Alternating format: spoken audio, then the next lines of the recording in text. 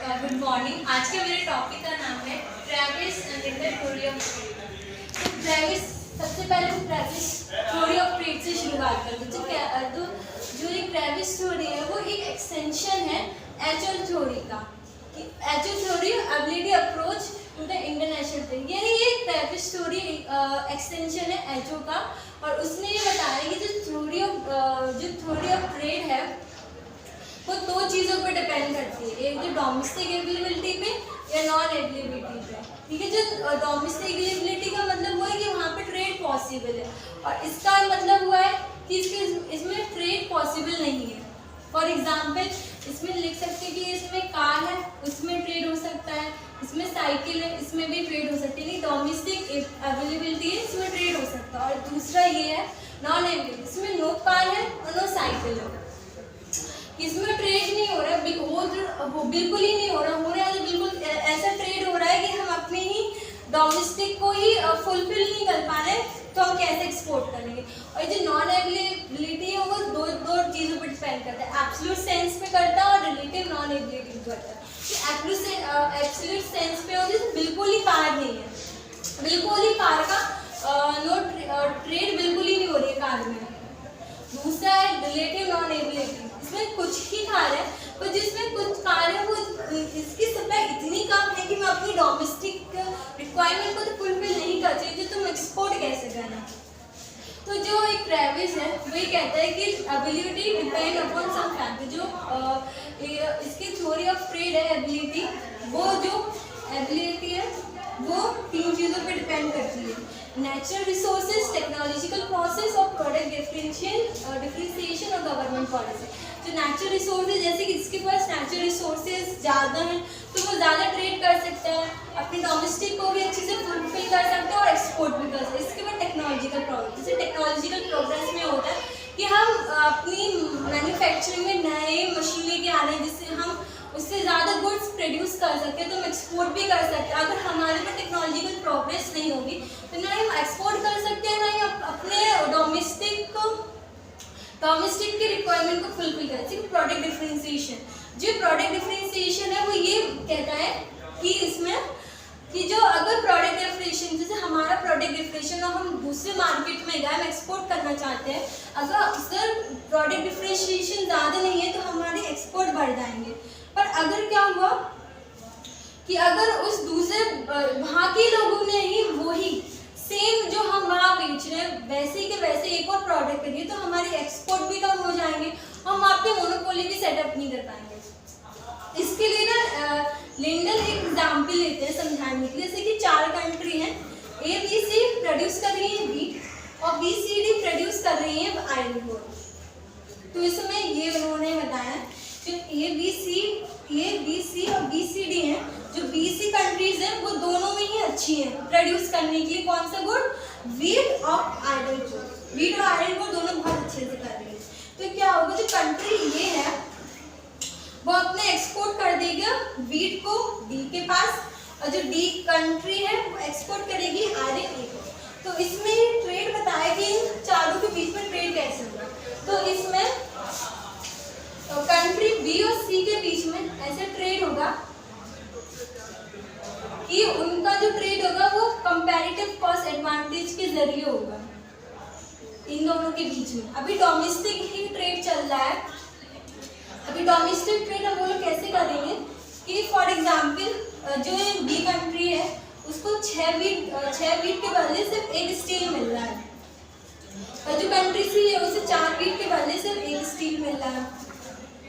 तो अब क्या होगा, जब इंटरनेशनल ट्रेड आएगा तो ऐसा करेंगे कि ये दोनों कंट्री जब आएंगी तो यानी 3 वीट के बदले उन्हें 1 स्टील मिल जाएगा। इसका मतलब ये, जैसे पहले जब इंटरनेशनल ट्रेड नहीं था तो 6 वीट के बदले 1 स्टील है, जब इंटरनेशनल ट्रेड आया तो 3 वीट मिल रहा है 1 स्टील के बदले कंट्री बी को। तो यानी कंट्री बी को 3 वीट का प्रॉफिट हो गया, कंपैरेटिव कॉस्ट हो गया। ऐसे ही कंट्री सी को भी 4 वीट पहले मिल रहा था जब डोमेस्टिक ट्रेड गया था, अब 3 यानी 1 वीट के बदले 1 स्टील मिलेगा, 1 स्टील का फायदा हो गया। तो ये इस तरीके से ट्रेविस अपनी थ्योरी का एक्सप्लेन करते हैं कि किस तरीके से मार्केट में अवेलेबिलिटी और नॉन अवेलेबिलिटी की वजह से ट्रेड होगा। अब हम दूसरा पढ़ते हैं लिंडर थ्योरी ऑफ ट्रेड। ये एक स्वीडिश इकोनॉमिस्ट थे, इन्होंने he explained the pattern of international on the basis of demand structure in 90s। इन्होंने डिमांड स्ट्रक्चर के बेस पे अपनी थ्योरी ऑफ ट्रेड समझाई है। उन्होंने कहा है कि आफ्टर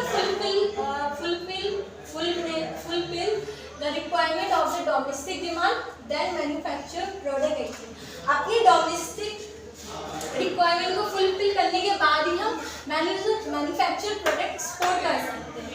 इन्होंने दो कंट्री लिए ए और बी, इसमें कहा जो दोनों कंट्री है वो सेम लेवल इनकम है इनकी सिमिलर डिमांड है, इनकी सिमिलर प्रॉस्पेरिटी टू ट्रेड है, इन दोनों एक जैसे। इनकी कुछ एक्सेप्शन है, trade in these goods who have domestic यानी उस कंट्री में ट्रेड करेंगे जहाँ पे डोमेस्टिक डिमांड है, जहाँ पे और ये जो डोमेस्टिक डिमांड है वो डिटरमाइन होती है लेवल ऑफ पर हेड इनकम पे, और जो similar level of income influence the trade between two country. तो इन्होंने भी एग्जांपल के जरिए लिंडन ने अपनी थ्योरी समझाई है। तो ये कहते हैं कि जैसे कंट्री ए है उसमें consumer high level of income है और क्वालिटी को भी अच्छी डिमांड चल रही है। कंट्री बी में है कंज्यूमर लो है, कंज्यूमर की इनकम लो है फिर भी, और वहाँ पे लो क्वालिटी ऑफ प्रोडक्ट। तो लिंडन कहते हैं ऐसे नहीं होगा कि इन दोनों के बीच में ट्रेड, इन दोनों के बीच में ट्रेड होगा कब होगा, ये लोग डिमांड रीच कर देंगे क्योंकि इनके पास अनइक्वल डिस्ट्रीब्यूशन ऑफ इंडिया, यानी इनकी जो कंट्री की डिस्ट्रीब्यूशन है इनकी वो अनइक्वल है, इसकी वजह से ये लोग आपस में ट्रेड करें। तो ये कहते हैं कि जो कंट्री ए है, जो कंट्री ए है और कंट्री जो बी है वो ऐसे ट्रेड करेंगे। जो कंट्री ए है उसमें लोग कौन है, हाई इनकम लेवल वाले, और इसमें लो इनकम लेवल वाले। तो ये कहते हैं कि ट्रेड ऐसे होते हैं इन दोनों में कि जो लो कंट्री वाले लोग होंगे उसमें भी कोई ना कोई हाई डिमांड तो करता ही होगा क्वालिटी की।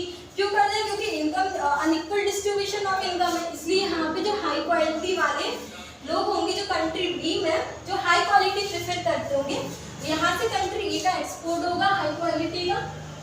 ऐसे ही कंट्री बी में जो कंट्री ए में भी कुछ लोग होंगे जो लो क्वालिटी प्रोड्यूस डिमांड करते होंगे, तो जो कंट्री जो बी का low level of quality of product वो कंट्री में एक्सपोर्ट होगा। इस तरीके से दोनों कंट्री आपस में एक्सपोर्ट करेंगे। इसके बाद लिंडर ये कहते हैं इसमें ना प्रोडक्ट, ये तीन चीज़ों की बात करते हैं मेनली, प्रोडक्ट, मार्केट और प्रेफरेंस सिमिलैरिटी। इसमें बता दें कि प्रोडक्ट कैसा होगा, मैन्युफैक्चर गुड होगा, क्योंकि प्राइमरी गुड, दो तरह की गुड उन्होंने बोले, एक प्राइमरी गुड और एक मैन्युफैक्चरिंग।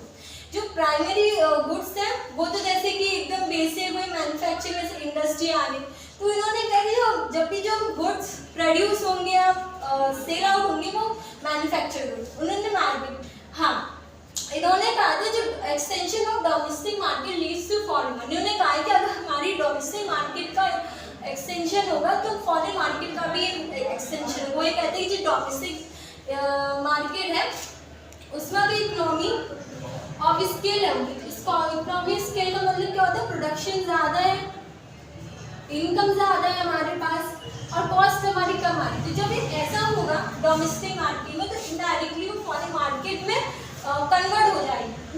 प्रेफरिंग सिमिलरिटी, इसने ये बोला है जो pattern of demand of level है और pattern of income and pattern of demand एकदम एक दूसरे पर डिपेंड करती है। ये इसमें होता है overlapping of demand, overlapping of demand ही ये जो